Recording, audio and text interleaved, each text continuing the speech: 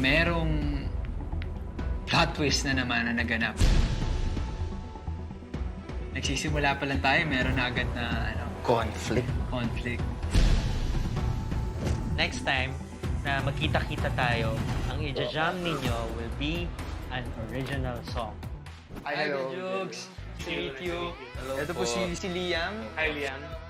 Isang blessing na nandito po si Kuya Jugs. Napakalaking tulong po sa amin yun as a band na nagsisimula pa lang.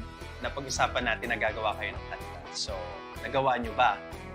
So, ang working title namin dito is Asado.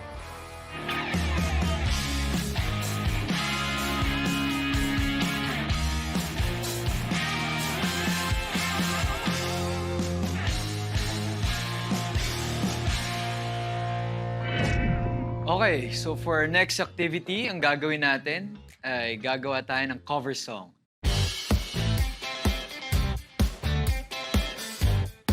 Hinayaan niyo ba si Sam na to drive the band? Actually po, medyo, pero collaborative effort pa rin. Sobrang okay siya. Pero may mga naririnig kasi akong sumasapaw.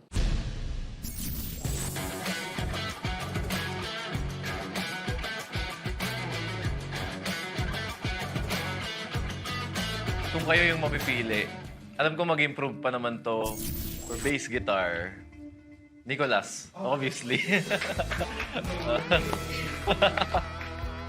For the keyboard naman, Sam, sa drums, ang napili namin ay si Cedric. Okay, sa guitar, ang pinili namin ay si Michael. Ryzen. For the meantime, fluting ka muna. Okay, okay. Kamusta mga tropa? Good. Kamusta? Una, congratulations. Dahil Sir. tayo ng trap sa isa't isa. Aray ko. So, ang gagawin natin today, syempre, magpaplano tayo. Una, ano bang direction na gusto natin puntahan? Ano bang klase ng music ang gusto natin iparinig sa mga tao? At lastly, kailangan natin bumuo ng pangalan ng banda natin. Okay, so, una, pagdating sa music direction natin, ano ba ang napipicture nyo sa banda natin? Parang gusto ko yung idea mo. Kasi, syempre, at the end of the day, you're the vocalist. Tapos, parang may nafe-feel ka sa something towards R&B, pop. Baka we could work around that. R&B na pop. pero pwede sa masa. Di ba? Parang ganun siya eh. Sa band natin, gusto ko ang sound natin is, may groove. May certain, parang pag narinig ng tao, hindi siya parang Yung mapapaganon ka. mapapaganon ka kahit wala kang ginagawa. Groove, sarapan. Di ba? Pwede silang, mga kanta na pwede nilang sayawan, pwede silang makarelate, pwede silang Tsaka yung bago talaga sa kanila. bago sa pandinig. TikTokable. We kinda had a direction of where we wanted the band to go and how we wanted to sound. Pero it's hard to put that into words onto a presentation. At first, kinakabahan kami kung ano ba yung dapat namin i-present. Mostly sa yung creative input ng bawat isa sa amin. Nagtugma-tugma naman sa mga goals na gusto naming mangyari as a band. Yung preparation po namin, nagkasundo naman po kami lahat. And may kanya-kanya po kaming naibigay po dun sa presentation. Malinaw naman sa amin kung anong gusto naming gawin at sound direction na pupuntahan.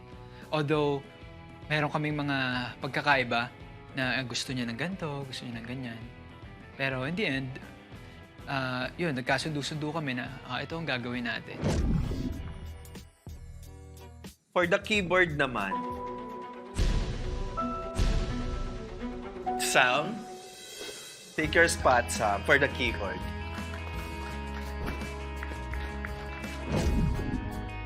Ryzen, for the meantime, siguro, fluting ka muna. So, antayin mo yung tawag namin kung pasok ka sa banda or hindi. Hello! Hi, Liana, Ryzen. Kamusta kayo? Hello, Kamusta? brother. Kamusta? Okay naman. Okay naman? Smooth lang. Smooth lang ba ang punta dito? Smooth lang. Wala nang masyadong pressure kasi tapos na yung Tsaka, tangga. hindi siya mapipressure kasi naka-boot siya ngayon. Yes. Di ba?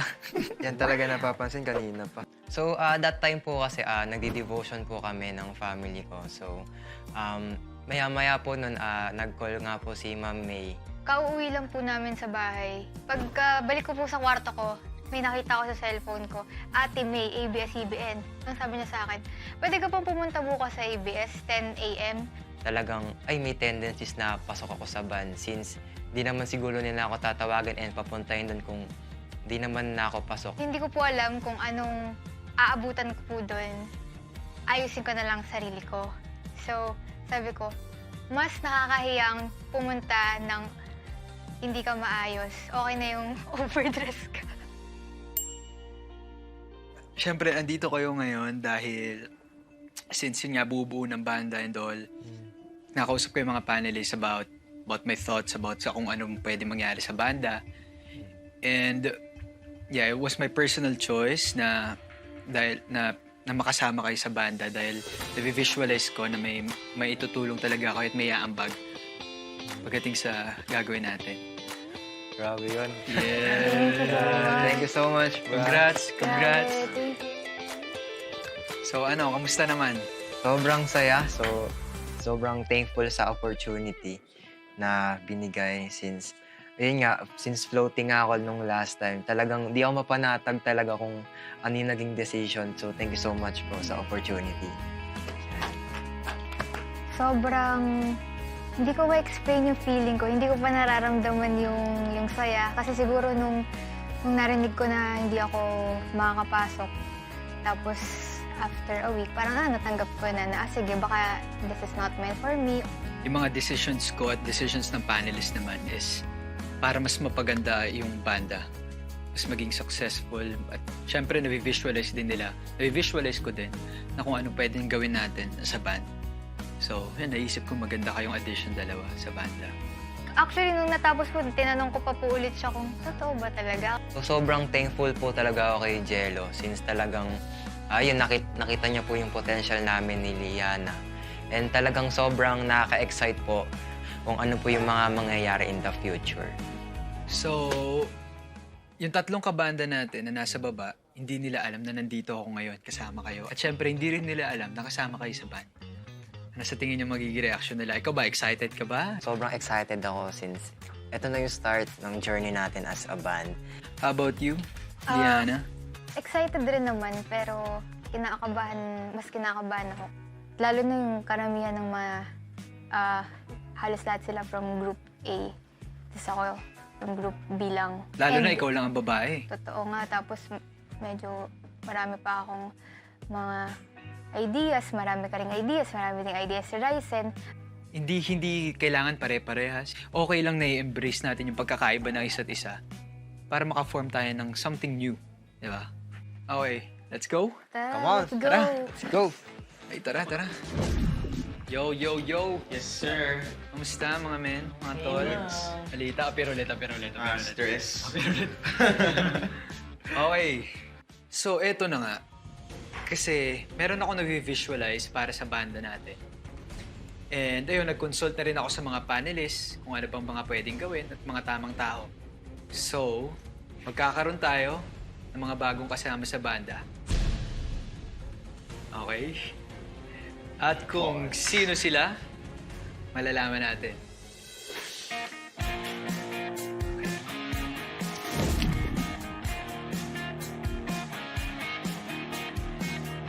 Uy!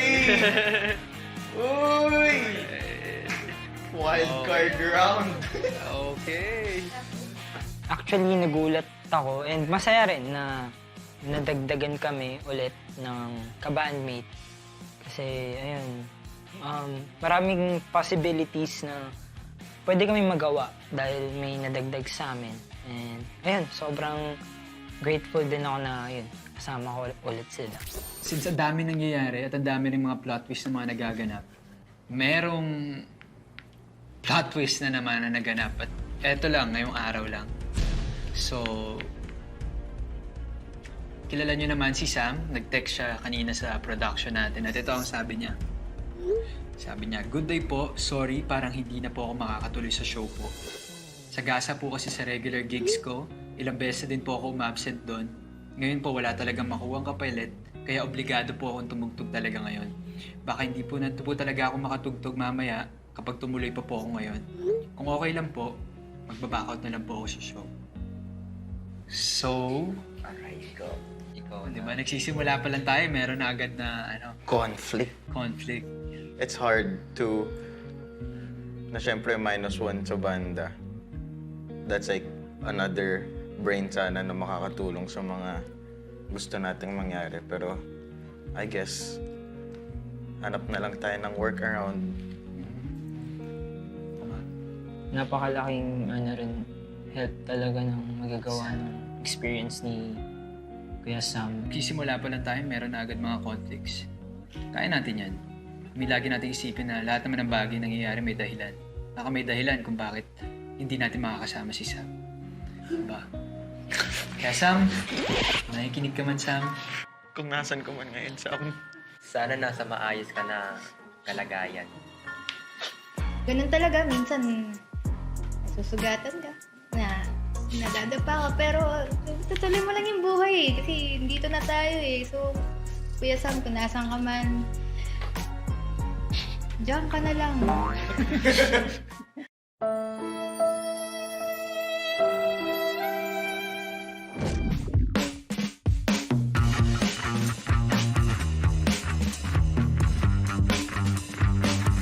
Excited ba kayo? Excited kayo? Yes, Anong nararamdaman ninyo?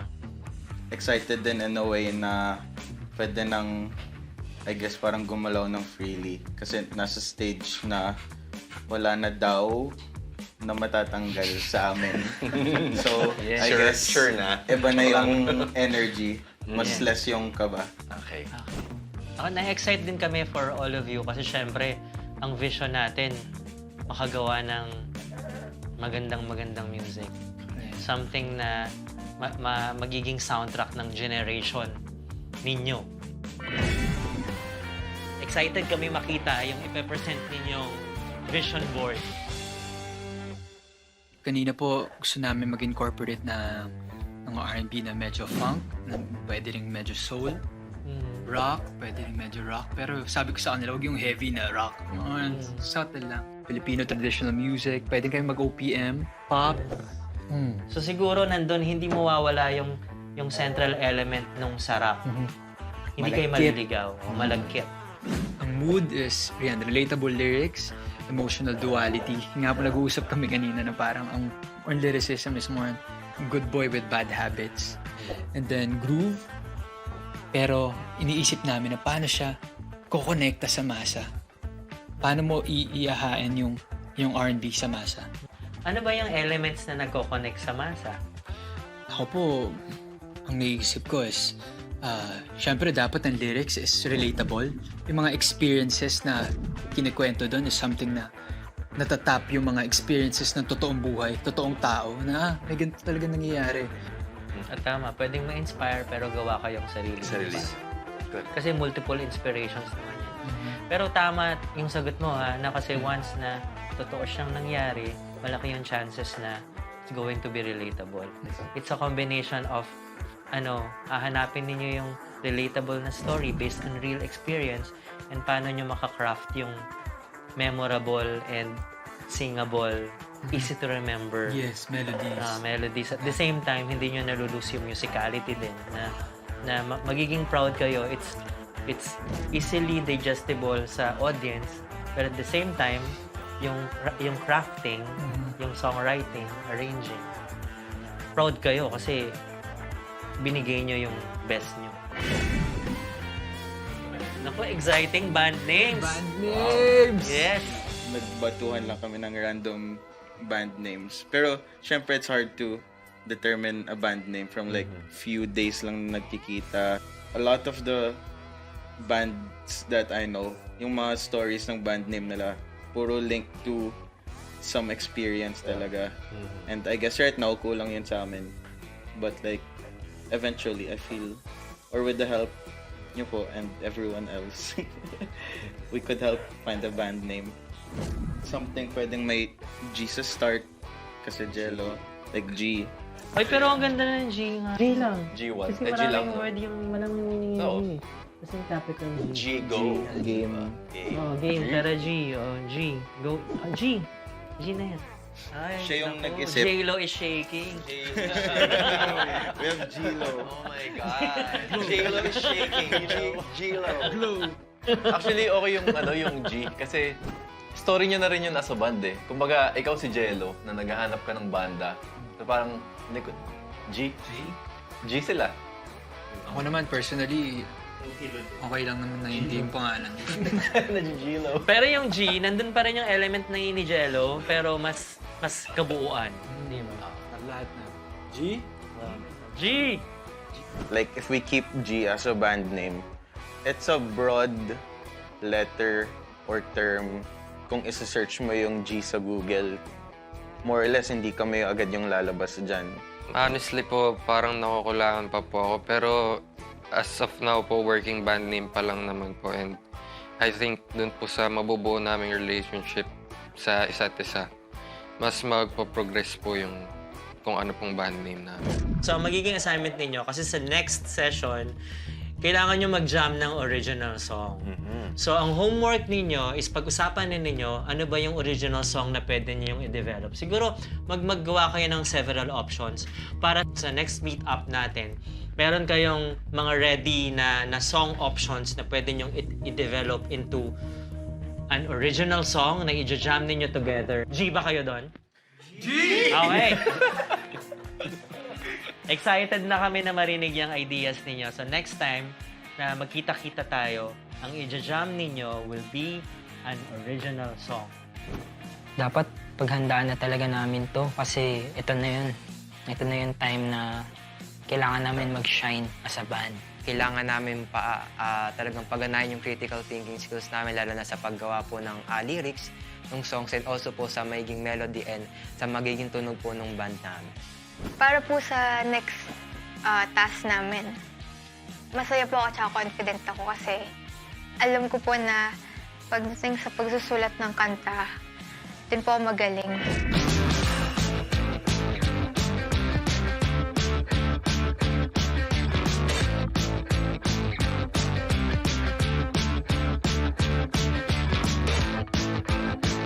Kamusta kayong lahat? Kamusta? Kamusta? Nakaya. Yeah.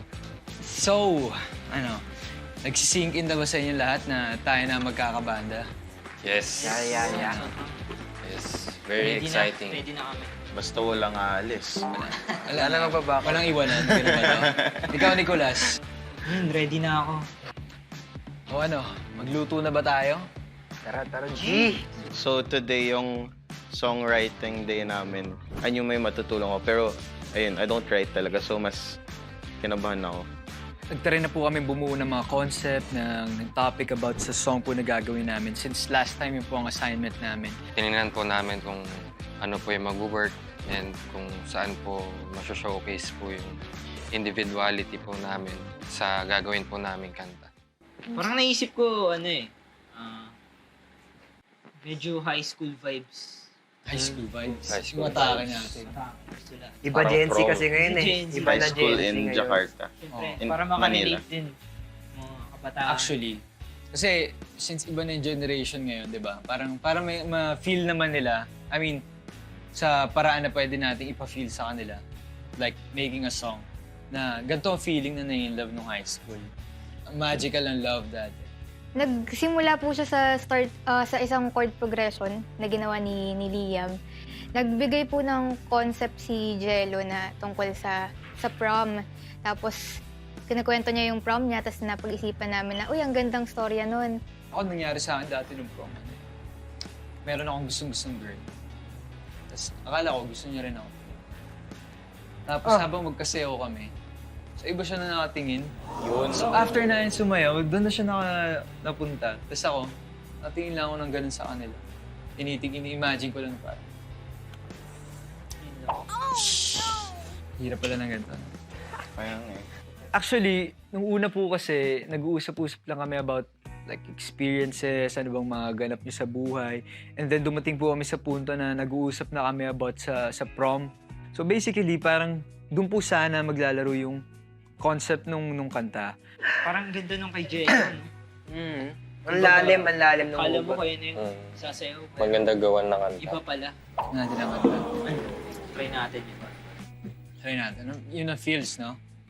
So ang ending ba nito magiging heartbroken ba ang mga naikinig or happy lang?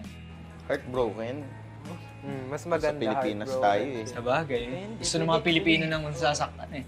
Masayang kanta, But pero yung lyrics. Masakit. Malungkot. Pwede rin naman na hindi totally na heartbroken. Kasi at some point of the prom that night, nag-enjoy ka rin naman. Oh, yun. Sa'yo. It's just that you felt na you weren't enough. Kasi kahit nandun ka na sa harap niya, meron pa rin siyang tiniting ng iba. So parang hindi resentful, hindi rin heartbroken, but more of parang questioning yourself. Ano kayang kulang sa akin? Pwede.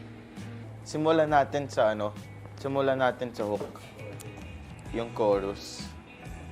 Kasi feel ko, pag may chorus tayo, usually, like the rest of the song follows.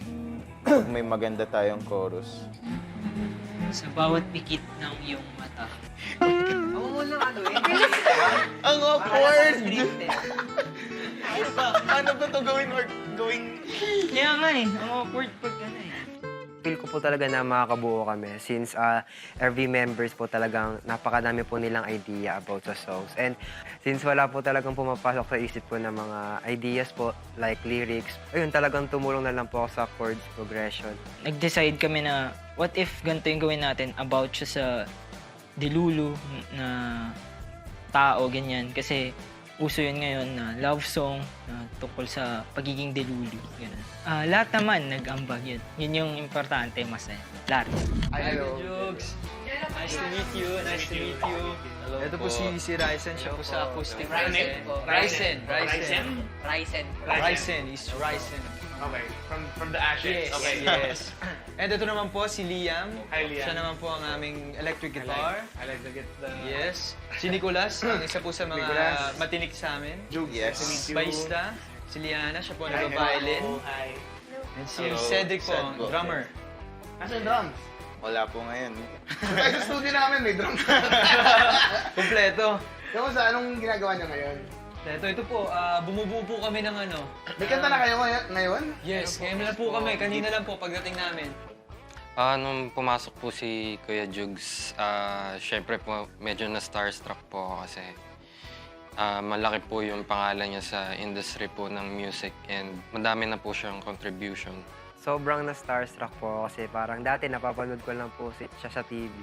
And ngayon po yung katabi ko na. So talagang same industry na. Sobrang idol ko po siya. Yung Itchy Worms po, yung mga kanta po nila, lagi ko pong pinapakinggan. Kaya po, kanina po, hindi po ako makagalaw ng, hindi po ako magasla. Kasi po nahihiya po talaga ako sa kanya. Para po ako na-starstruck. Pwede bang parinig nung nasulat niyo na? Yun po, nung una nga po, Kuya Jugs, nag-ano kami about prom ba ang susulatan natin? Kasi nagkikwentuhan lang kami kanina. Okay. And then after that, sabi na parang hindi natin mapasok. So, yun, nagsuggest kami na, yun nga, what if? Ang ano ba mga uso ngayon ng mga tao? Ano bang usually nararamdaman ng mga tao? Maraming delulu ng mga tao. So, from that, doon po nabuo yung concept na, buo nga tayo ng song about it. Like, kala mo ikaw talaga, pero asado ka lang talaga. Maasa ka lang pala na ikaw yun, pero hindi pala ikaw. Aray. Kala mo, pasok ka sa kanya, pero hindi Hindi pala. pala. Aray! Kala mo lang yun. Kala mo lang yun. Gusto niyo po marinig? Oo naman, syempre. Sa bawat pikit ng aking mata, labi mo lang nakikita. Pero pag mulat ko, namulat ako na sa iba ka pala masaya. Hindi ko inakala na ganun na sila kagaling together as a band. And nakakatuwa na nakakompose na sila agad ng song. It doesn't sound generic. It doesn't sound like other bands. You know what I mean? Kumbaga parang umpisa pa lang, meron na silang sariling tunog, which is great. We played the parang first draft, I guess, for him. Tapos yung mga positive remarks niya na nagsasabi siya na, oh, gusto ko yun, gusto ko to. Parang validation, kumbaga, from him.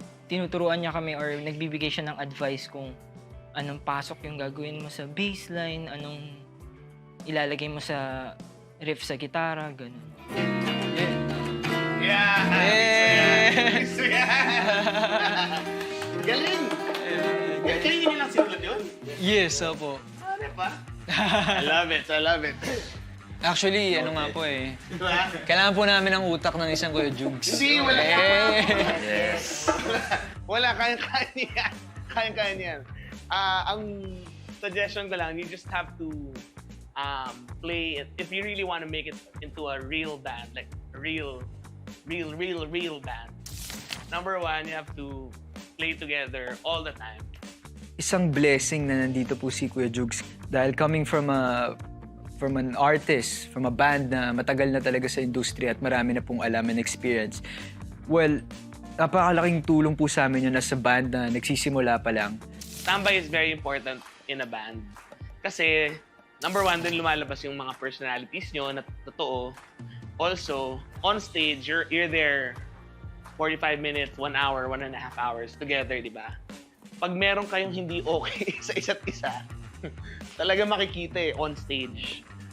So, kailangan, you don't have to be like buddies or friends, but you have to, respect each other as people and as musicians, di ba? Kaya mukha naman barkada na kayo eh. So, how long have you known them? Ano pa lang po, since ng mga audition, so mga weeks pa lang, weeks. Ang swerte mo na parang sok na sok kayo sa isa't isa. Kasi that's very rare, ha? The key is to sustain it ng for a long time, or as long as you can, di ba? Nung kabataan namin, rare yung ganun kagagaling at that age. I understand that they were auditioned and pero gagaling talaga. Alagaan niyo yun kasi it's rare. Ang gagaling nila individually and as a group. Teka lang, ilan taon na kayo? 20 po. 20? Damn! We started when we were 17. So, as a band. So, kaya we started early. So, hindi naman kami ganun katanda. Okay? Pero ang galing ninyo. I wish we had that talent when we were 18 or... Siguro nung 21, magaling na yata kami. Ay! Kailangan yung maghanap ng ibang source of income. Hindi. Seriously to ha. If you want to pursue music professionally for a long time, maganda na meron kayong multiple income streams. Pang matalino yun. Sulat niyo kung hindi niyo maalala. Multiple income streams. Ibig sabihin, you can get a day job if you want or mga racket. Nagtutunog matanda ako. Pero, promise, para hindi kayo mag-compromise sa music niyo. Sa aspect po ng songwriting, sa Itchy Worms po, napakadami niyo pong hit songs. Paano po yung songwriting process niyo po, especially as a band po, bilang group? Paano po kayo magsulat? Ganito rin. Merong mga songs na nabuo ng ganito, jamming. Meron ding songs na isa yung nagsulat, isa yung or the other one wrote it. Either me or si Jazz or si Kel, or may magdadala sa amin ng idea and then tatapusin namin sa band. Ganun. So parang ganito rin. Question po sana Yes, ako, sir. Jugs. Siniisip ko po, like, nung nagsisimula kayo as a band, like, paano po kayo nakapili ng sound na gusto nyong tugtugin? Then, iba kami kasi barkada kami before being in a band. We all played and tsaka classmates kami. So, sa college. So, Tropa talaga. tagal na. tropa kami. But again, importante yung bonding. Yung bonding outside of music or outside of the band. Seryoso, mag-inuman kayo. Tapos tapos pangalawa, kailangan mag-away din kayo. Para malaman niyo yung limits ng isa't isa. Inuman, mag-away. Pinapili kami ng band name and medyo walang nag-click. So like, where did Itchy Worms come from? And saan namin makukuha yung name namin? Yung name namin, nobody liked it. Or even now, parang lahat ng tao can't pronounce it very well.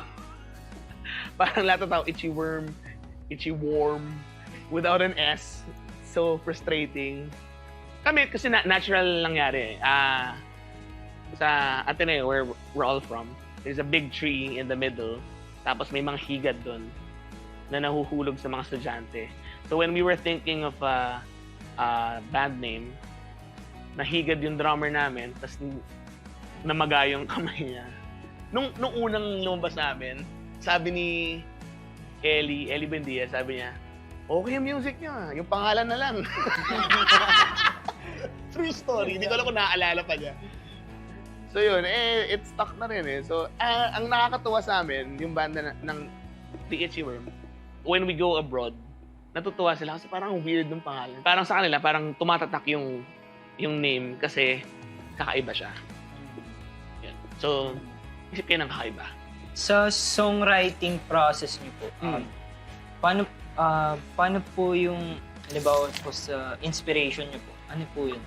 Medyo nahirapan po kasi kami dun minsan. Sa paano ko po kami magka-come up sa ganito? Ano po yun? Through experiences po ba? Yes. Through experiences. Or, syempre may mga iba na, di ba may mga songwriting style na nakikita natin online or whatever. Yung parang kuha ka ng book and then you look for a word, ganyan. Di ba may mga ganun? Okay naman, as an exercise. That's okay.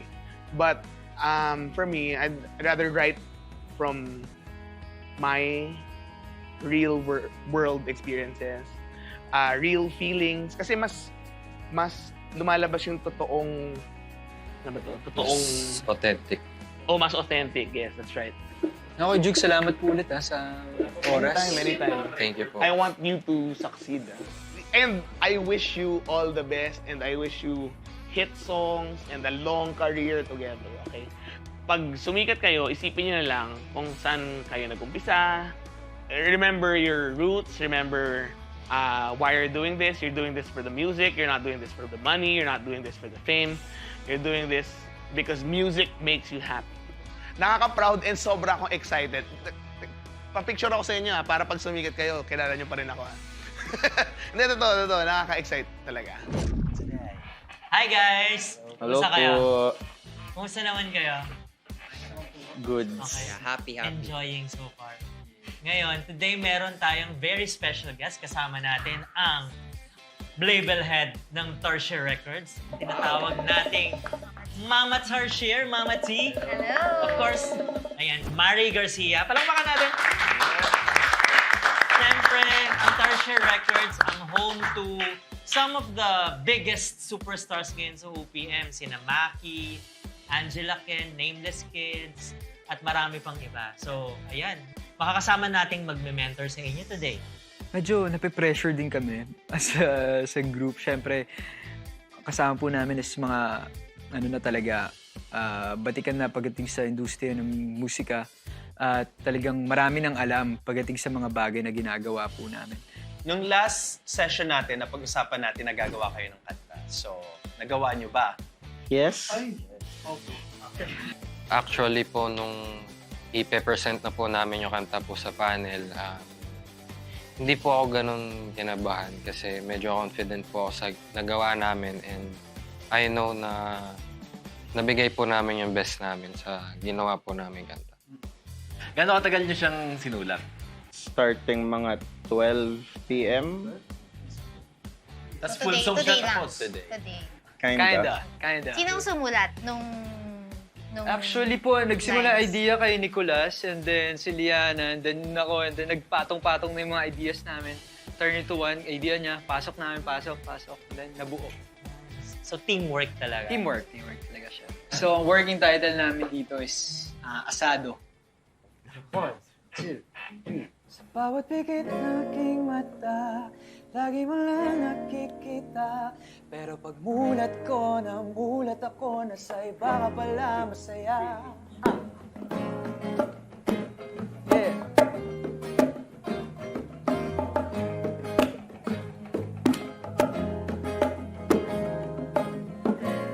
Nakatingin sa salamin, nag-iisip ng gagawin, at paano ba kaya ko magpapapansin? Sana wag unahan ng kaba, baka biglang matulala. Oh, Diyos ko, ba't ba ganito? Laging umaasa sa wala. Ba't ka lang ang ikot ng mundo? Di naman lagyan na ikaw lang at ako. Diyos ko, sa bawat pigit ng aking mata, labi mo lang nakikita. Pero pagmulat ko, namulat ako na sa iba ka pala masaya. Di ko pa ba nagtataka kung bakit ako namumula? Laging asado, kahit dehado, kaya nagmumukhang tanga. Yeah. Yeah.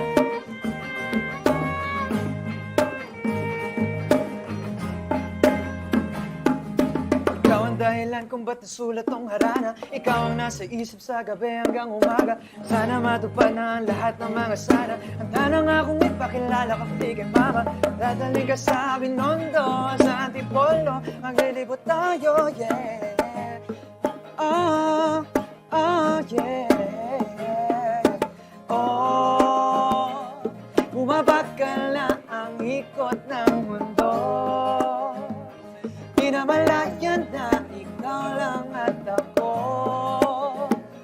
Diyos ko, yeah. Aking mata, labi mo lang nakikita. Parang ang agod, nasa iba ka pala masaya. Di ka pa ba nagtataka kung bakit ako namumula? Laging asado, kahit dehado, kaya nagmumukhang tanga. Yeah, yeah, yeah,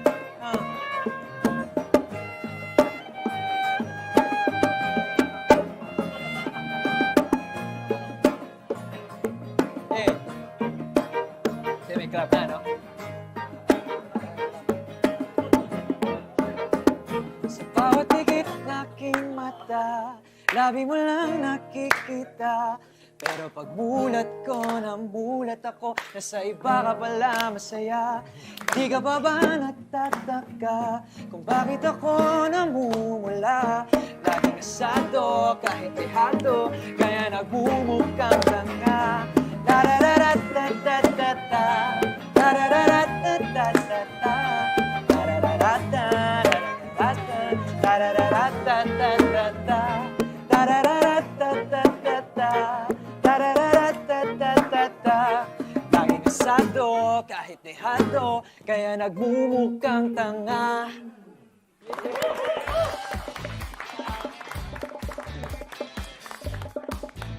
Base sa nakikita ko, ang saya nyo panoorin. Na yung last time na pinag-usapan nating chemistry, eto na yun. Yeah. Okay. Masaya ako. Excited ako para sa'yo. Actually, sobra akong natuwa. Kasi ang ganda-ganda ng song, to be honest. Very relatable, very now. Tapos, ano siya eh, gusto ko yung mga lyrics. Gusto ko yung lyrics, yung may Antipolo, Binondo. Very, ano siya, Very relatable. Oo. So, tsaka effective yun, yung may mga lugar-lugar. For me, nangangamoy siya na hit song. Yeah. Nangangamoy asado. Correct. Amoy asado. Ako naman, well, first of all, congratulations guys. Ang ganda ng song. Honestly, one title pa lang, sobrang na-appreciate ko siya. Kasi it seems like mga bata pa kayo, no? Sobrang yung mga ganun na title, di ba? May mga kanta na title, sisig, ganto, ganyan. So yung asado, sobrang niyang parang may clickbait-ish siya na parang maku-curious ka kagad kung bakit yun yung title ng kanta. Di ba yung mga Gen Z, meron ang hilig nila sa terminologies like the lulu, etc. ganyan. So, sabi ni Rox, very now. Good job, guys. Yay! Approve kay Mama T! Yeah! Ako, sobra akong habang pinapanood ko kayo kasi napanood namin na nasundan namin yung journey ninyo.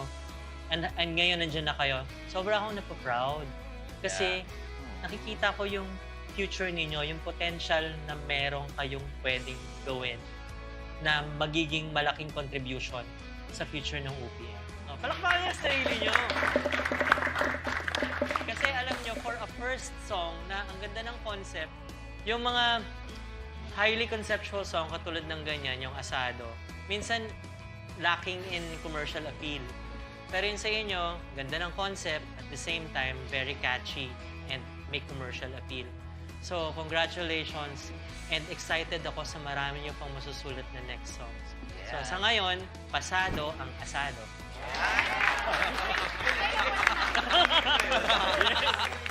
Sobrang saya po para pong nasatisfy niyo po yung mga thesis panelists niyo. Parang thesis defended po kasi sila po talaga yung mga best songwriters in the country. Sila po yung may alam talaga, parang may K pag ang usapan ay pagsusulat ng kanta.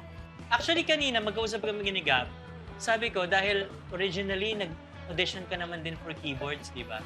So, syempre magkakaroon kayo ng producer, magpe-placeholder muna ng keyboards para maaral mo yung part. And then sa live, pwede mong i-take on yung parts na ginawa sa recording. And matututo ka din as you go along. So, ang ganda din ng placement niya. Sa totoo lang. Kasi hindi naman talaga tayo nawala ng keyboardist. Baka siya naman talaga yung keyboardist. Pero nag-flip-flop lang kung kailangan violin, kung kailangan keys. Di ba? So, yun yung magiging challenge mo. Sabi nila, like they see the next hit song, mas validation yung nakuha namin from them na we're doing something right. Nakaka-excite talaga kasi recording na. So, ito na yung time na hinihintay din namin. Yan, abangan natin kung ano yung kakalabasan ng song na ginawa na. Okay guys, again, congratulations. Dahil nga, Pasado ang Asado. We will all see you next sa recording studio.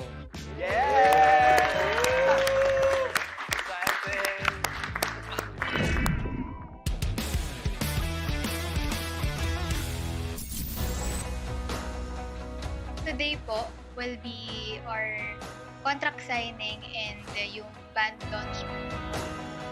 It's our first performance. For the first time, mapaparinig po namin yung mga songs na ginagawa namin.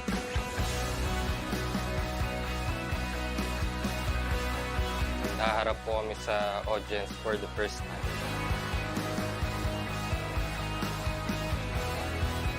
Ito na yung parang time na naantay namin as a band.